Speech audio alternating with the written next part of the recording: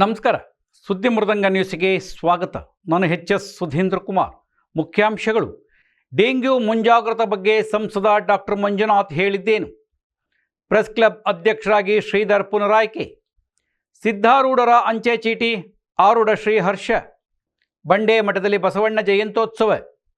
ಶಾಸಕ ಸುರೇಶ್ ಕುಮಾರ್ ನೇತೃತ್ವದಲ್ಲಿ ಜನಸ್ಪಂದನಾ ಕಾರ್ಯಕ್ರಮ.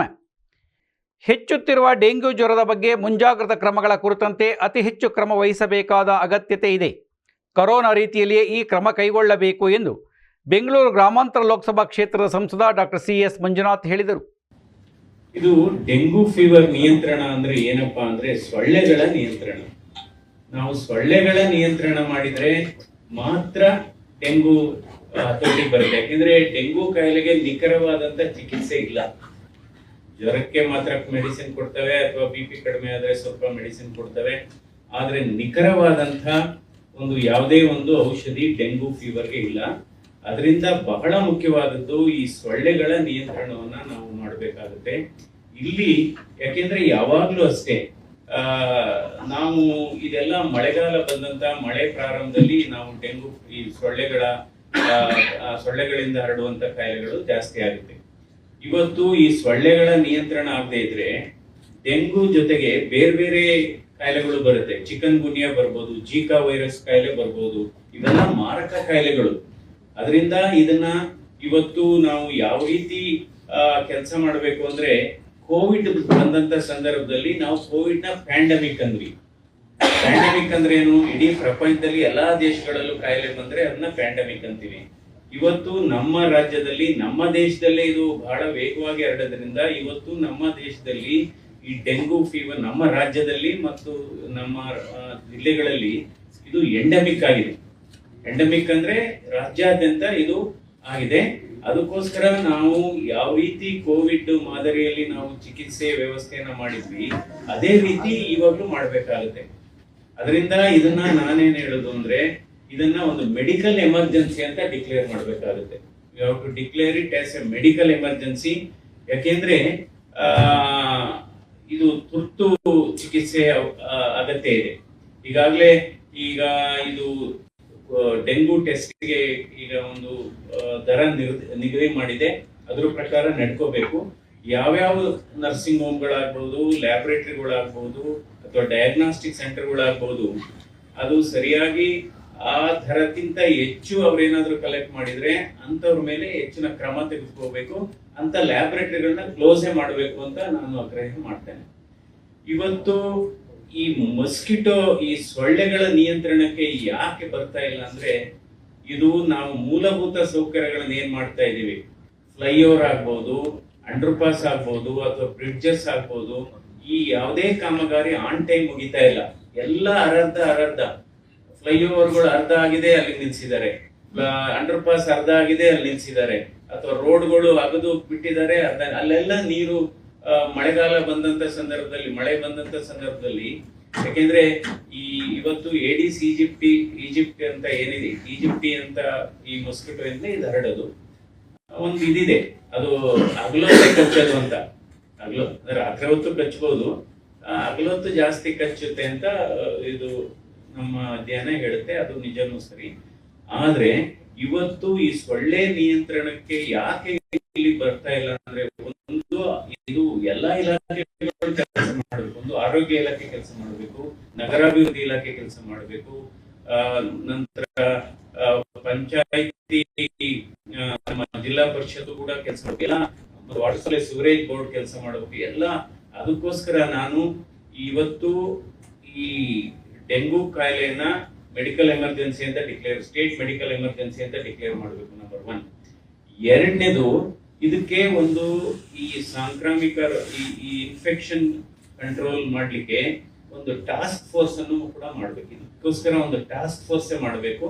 ಅದಕ್ಕೆ ಯಾರ್ಯಾರು ಪರಿಣಿತರಿದ್ದಾರೆ ಅವರನ್ನ ಈ ಟಾಸ್ಕ್ ಫೋರ್ಸ್ ಅಲ್ಲಿ ಮಾಡಿ ಅವರ ಸಲಹೆಗಳನ್ನ ಕೂಡ ಪಡಿಬೇಕಾಗುತ್ತೆ.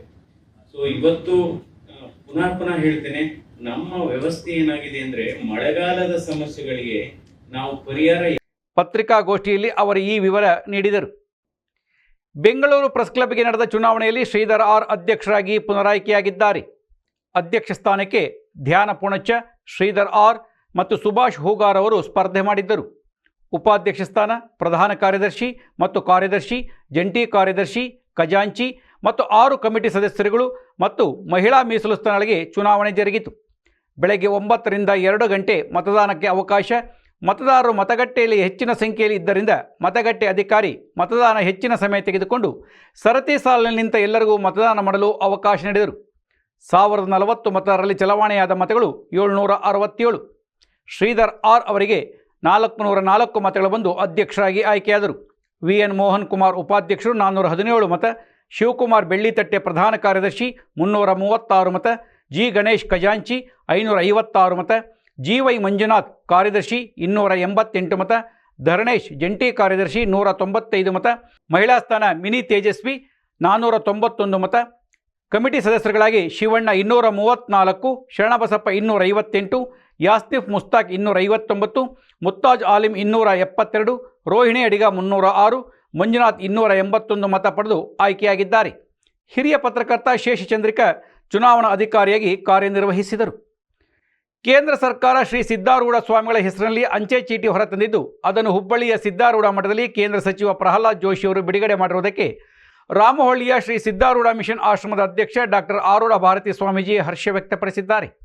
ಈ ಹಿಂದೆ 16/4/2006 ಸಿದ್ಧಾರೂಢ ಮಿಷನ್ ಬೆಂಗಳೂರಿನಲ್ಲಿ ಏರ್ಪಡಿಸಿದ್ದ ಸಿದ್ಧಾರೂಢರ 169ನೇ ಜಯಂತ್ಯೋತ್ಸವದಲ್ಲಿ ಮಾಜಿ ಸಚಿವ PGR ಸಿಂಧ್ಯಾ ಸಿದ್ಧಾರೂಢರ ಹೆಸರಿನಲ್ಲಿ ಅಂಚೆ ಚೀಟಿಯನ್ನು ಹೊರತರಲು ಕೇಂದ್ರ ಸರ್ಕಾರವನ್ನು ಒತ್ತಾಯಿಸಿದ್ದರು ಎಂದ ಅವರು, ಇಂಥ ಮಹಾತ್ಮರ ಹೆಸರುಗಳಿಂದಾಗಿ ಅವರ ಪುಣ್ಯಮಯ ಆದರ್ಶ ಜನರ ಕಣ್ಮುಂದೆ ಸುಳಿಯುವುದು. ಇದರಿಂದ ಅವರ ಜೀವನಾಧ್ಯಯನಕ್ಕೆ ಅವಕಾಶ ತೆರೆದುಕೊಳ್ಳುವುದು. 20 ವರ್ಷಗಳ ಕಾಲ ಅಖಂಡ ಭಾರತವನ್ನು ಕಾಲ್ನಡಿಗೆಯಲ್ಲಿ ಸುತ್ತಿ ಜಾತ್ಯತೀತ ಅದ್ವೈತ ಸಿದ್ಧಾಂತವನ್ನು ಪ್ರಸರಿಸಿದ್ದಲ್ಲದೆ ಲೋಕಮಾನ್ಯ ಬಾಲಗಂಗಾಧರ ತಿಲಕ್ ಹಾಗೂ ಮಹಾತ್ಮ ಗಾಂಧೀಜಿಯವರ ಸಮ್ಮುಖದಲ್ಲಿ ಭಾರತದ ಸ್ವಾತಂತ್ರ್ಯ ಚಳವಳಿಯಲ್ಲಿ ಭಾಗವಹಿಸಿದ್ದ ಸಿದ್ಧಾರೂಢರ ಹೆಸರಿನಲ್ಲಿ ಅಂಚೆ ಚೀಟಿಯನ್ನು ಹೊರತಂದು ಕೇಂದ್ರ ಸರ್ಕಾರ ಘನತೆಯನ್ನು ಮೆರೆದಿದೆ ಎಂದು ಅವರು ತಿಳಿಸಿದ್ದಾರೆ. ಜಗಜ್ಯೋತಿ ಬಸವೇಶ್ವರ ಸಮಿತಿ ವತಿಯಿಂದ ಕೆಂಗೇರಿ ಉಪನಗರದ ಬಂಡೇಮಠದಲ್ಲಿ ಶ್ರೀ ಬಸವಣ್ಣನವರ 891ನೇ ಜಯಂತ್ಯುತ್ಸವವನ್ನು ಆಚರಿಸಲಾಯಿತು. ಈ ಸಂದರ್ಭದಲ್ಲಿ ಪ್ರತಿಭಾನ್ವಿತ ವಿದ್ಯಾರ್ಥಿಗಳನ್ನು ಅಭಿನಂದಿಸಿ ಪುರಸ್ಕರಿಸಲಾಯಿತು. ಯಶವಂತಪುರ ಕ್ಷೇತ್ರ ಶಾಸಕ ಮಾಜಿ ಸಹಕಾರ ಸಚಿವ ST ಸೋಮಶೇಖರ್, ಬೇಲಿ ಮಠದ ಮಹಾಸಂಸ್ಥಾನದ ಶ್ರೀ ಶಿವರುದ್ರ ಮಹಾಸ್ವಾಮಿಗಳು ಸೇರಿದಂತೆ ಹಲವರು ಪಾಲ್ಗೊಂಡಿದ್ದರು. ಅಬ್ದುಲ್ ಕಲಾಂ ಸಭಾಂಗಣದಲ್ಲಿ ರಾಜಾಜಿನಗರ ವಿಧಾನಸಭಾ ಕ್ಷೇತ್ರ ನಾಗರಿಕ ಸಮಸ್ಯೆಗಳ ಪರಿಹಾರಕ್ಕಾಗಿ ಶಾಸಕರಾದ S ಸುರೇಶ್ ಕುಮಾರ್ ಅವರ ನೇತೃತ್ವದಲ್ಲಿ ಜನಸ್ಪಂದನ ಸಭೆ ಆಯೋಜಿಸಲಾಗಿತ್ತು.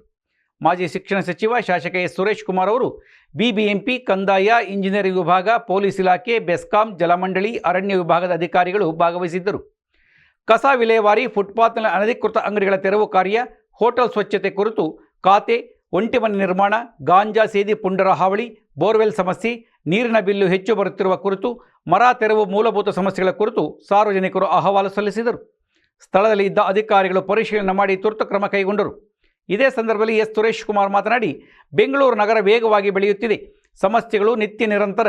ಕಾಲಕಾಲಕ್ಕೆ ಸಮಸ್ಯೆ ಪರಿಹಾರ ಒದಗಿಸಿ ಅಭಿವೃದ್ಧಿಯತ್ತ ಸಾಗುವುದು, ಶಾಶ್ವತ ಪರಿಹಾರ ಮಾಡುವುದು ನಮ್ಮ ಮೂಲಭೂತ ಉದ್ದೇಶ. ಬೇಸಿಗೆ ಕಾಲದಲ್ಲಿ ಕುಡಿಯುವ ನೀರಿನ ಸಮಸ್ಯೆ ಇತ್ತು. ಸಕಾಲಕ್ಕೆ ಮಳೆ ಬರುತ್ತಿದೆ. ನೀರಿನ ಸಮಸ್ಯೆ ಕಡಿಮೆಯಾಗಿದೆ. ಕುಡಿಯುವ ನೀರಿನ ಬಿಲ್ಲು ಹೆಚ್ಚಳವಾಗಿದೆ. ನಮಗೆ ನೀರು ಬರುತ್ತಿಲ್ಲ. ಹಲವಾರು ನಾಗರಿಕರು ಹೇಳುತ್ತಿದ್ದಾರೆ. ಸಮಸ್ಯೆ ಇರುವ ಕಡೆ ವಾಟರ್ ಮೀಟರ್ ಪರಿಶೀಲನೆ ಮಾಡಲಾಗುವುದು. ಡೆಂಗ್ಯೂ ಕುರಿತು ರಾಜಾಜಿನಗರ ವಿಧಾನಸಭಾ ಕ್ಷೇತ್ರದಲ್ಲಿ BBMP ಆರೋಗ್ಯ ಇಲಾಖೆ ಸೂಕ್ತ ಕ್ರಮ ಕೈಗೊಂಡ ಕಾರಣದಿಂದ ನಮ್ಮ ಕ್ಷೇತ್ರದಲ್ಲಿ 5 ಡೆಂಗ್ಯೂ ಪ್ರಕರಣ ದಾಖಲಾಗಿದೆ. ಡೆಂಗ್ಯೂ ಜನಜಾಗೃತಿ ಕಾರ್ಯಕ್ರಮ ಹಮ್ಮಿಕೊಳ್ಳಲಾಗುವುದು. ಜನಸ್ಪಂದನ ಕಾರ್ಯಕ್ರಮಗಳಿಂದ ಜನರು ನೇರವಾಗಿ ಸಮಸ್ಯೆ ಹೇಳುತ್ತಾರೆ. ಅಧಿಕಾರಿಗಳ ಸಮ್ಮುಖದಲ್ಲಿ ಸಮಸ್ಯೆಗಳ ಪರಿಹಾರ ಒದಗಿಸಲಾಗುತ್ತಿದೆ. 5 ವರ್ಷದ ಮಗುವಿಗೆ ಕಿವಿ ಆಪರೇಷನ್, ಕ್ಲಾಕ್ ಕ್ಲಿಯರ್ ಇಂಪ್ಲಾಂಟ್ ಆಪರೇಷನ್ಗಾಗಿ 10 ಲಕ್ಷ ರೂಪಾಯಿ ವೆಚ್ಚವಾಗುತ್ತದೆ ಎಂದು ಮನವಿ ಸಲ್ಲಿಸಿದರು. ಕೂಡಲೇ S ಸುರೇಶ್ ಕುಮಾರ್ ಅವರು ಇಂದಿರಾ ಗಾಂಧಿ ಆಸ್ಪತ್ರೆಗೆ ಗುರುವಾರದ ಖುದ್ದಾಗಿ ಬಂದು ವೈದ್ಯರ ಬಳಿ ಮಾತನಾಡುತ್ತೇನೆ ಎಂದು ಹೇಳಿದರು.